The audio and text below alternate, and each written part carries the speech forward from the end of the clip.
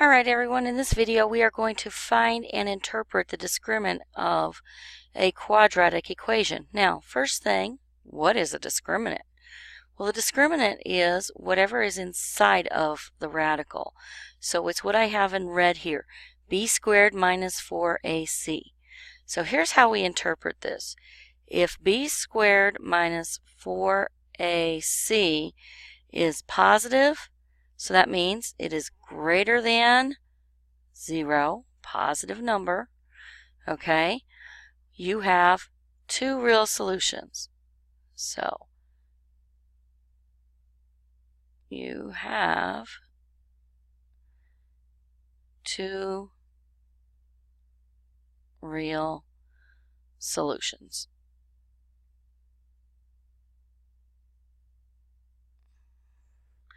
Okay, what if our b squared minus 4ac was negative? What if it were less than 0? So negative number, less than 0. Well, can you take the square root of a negative number and get a real solution? No.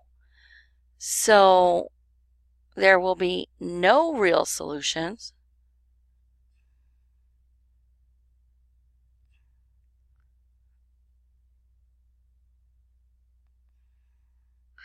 Which later you will find out that it is two imaginary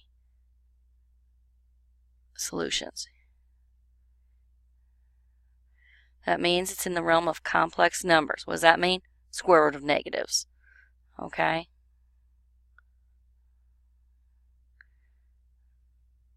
Right now, all we have to do is say no real solutions. Okay?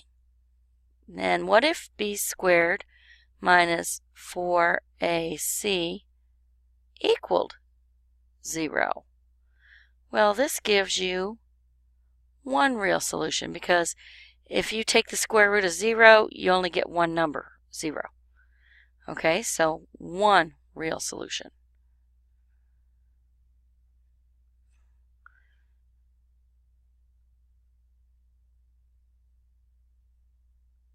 Now, I am going to give you just a brief sketch of what these would look like graphically. Okay, so let me get just a different color here. All right. Now, if you have two real solutions, see, your solutions are the places where your graph crosses your x-axis. Okay, these are generic sketches, so I do not have to put a scale on here. That means the graph crosses the x-axis in two real locations, here and here. Okay? But what if I had no real solutions? See, we assume that every equation has a solution. But what if our graph does not cross the x-axis at all? Like it comes down, it turns around, goes back, and never touches the x-axis. Oh. If the solution's where it crosses the x-axis and it doesn't touch, there are no real solutions. Okay? Now, what about the one real solution? Okay? This is when your discriminant is 0. So here's our x-axis. Here's our y-axis. Well, this is where the graph comes down. It touches the x-axis. It turns around and goes back. Okay?